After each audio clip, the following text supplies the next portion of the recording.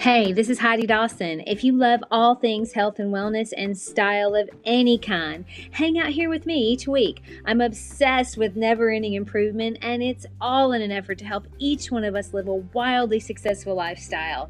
Subscribe today so you don't miss a thing. Hi guys, welcome to episode 560 of the Wildly Successful Lifestyle Podcast.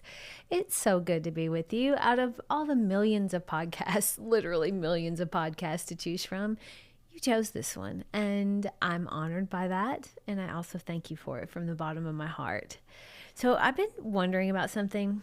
Do you guys ever get frustrated, like really frustrated, over what to eat and what not to eat? If you're like me, it's daily. Like, I've gotten a lot better with my nutrition than I used to be, and I feel so much better for it. But I recently realized that there's really a lot of room for improvement. And as any woman over a certain age knows, what you eat matters. I mean, exercise matters too, but what you eat, that's the best way to have a body that feels and looks the way you want it to. Every 5 years, I notice I have to change something new to stay aligned with my goals.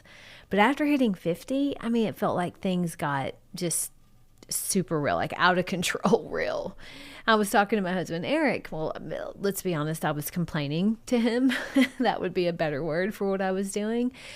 But when I was talking to him, I said, it isn't fair that I just can't seem to eat any of the things I like and still feel and look the way I want.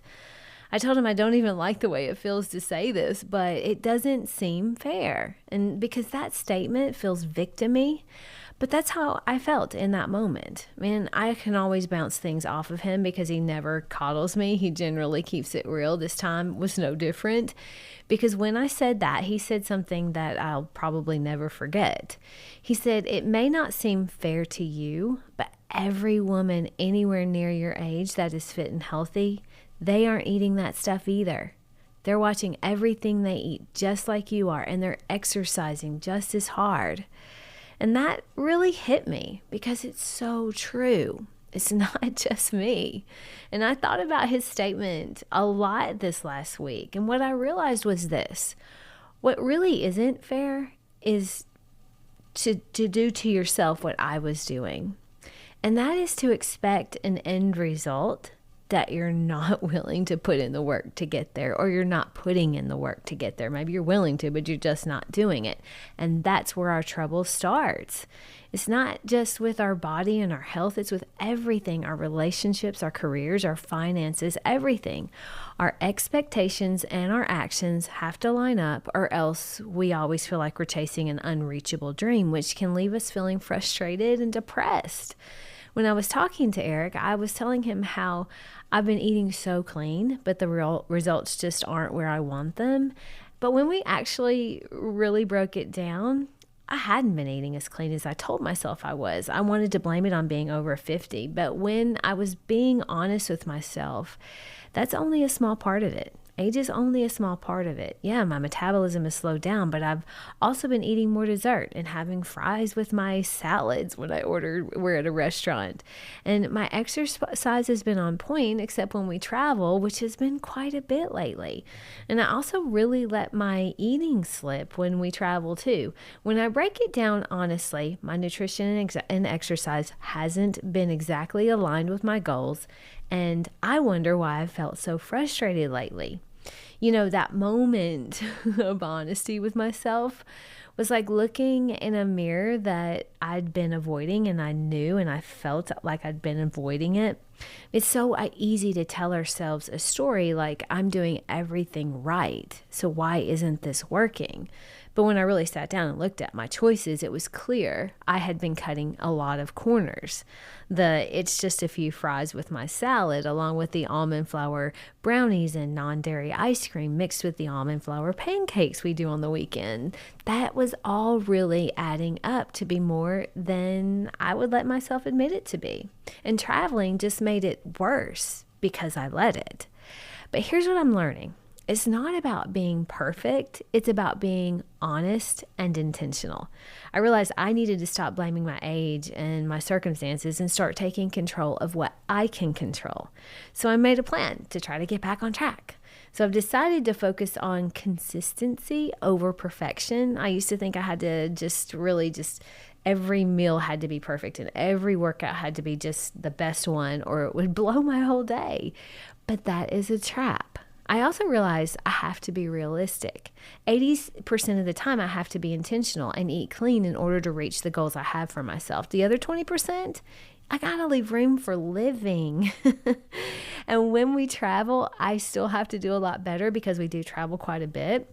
This last week we were in California and Eric and I got into a really good habit. So we went to the gym twice, which is not like us on traveling. Usually we try to just do walking and do whatever we're doing to be our exercise. But we got to really good workouts in the gym. And then we had a nice hike and we kayaked several miles another day. We really focused on trying to get at least 10,000 steps in on the other days that we didn't go to the gym when we didn't have one in the hotel. So it felt really good to keep that exercise going. Now, I used to tell myself, we'll be just walking, that'll be fine, but that doesn't cut it. Intentionally getting my heart rate up through exercise at least a couple days during vacation, that's a must, especially when you travel a lot. Honestly, those small little wins and things that we did differently than we normally did in California made me feel so much better, so much stronger, not just physically, but mentally, because I did something I wouldn't have normally done, and that's hit a treadmill in a hotel gym. The thing that got me going was making decisions from who I want to become instead of who I've normally been.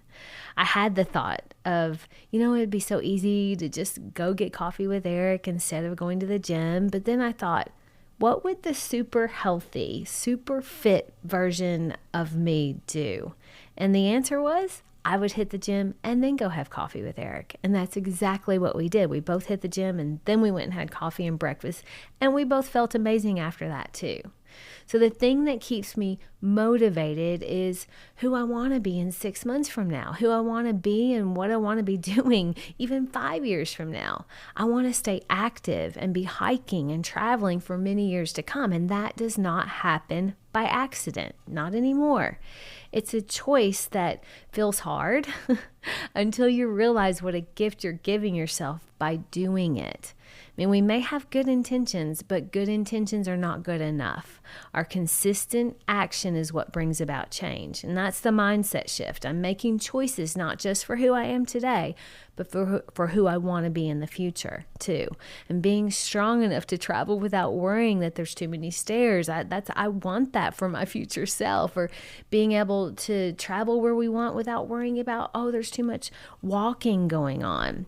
And that is worth saying no to those extra fries. It's worth saying no to that extra dessert. My challenge to you this week is, if you've been struggling with something in your life, be honest with yourself. Do your actions align with your goals? More than likely, there's room for improvement, and you've been justifying it away.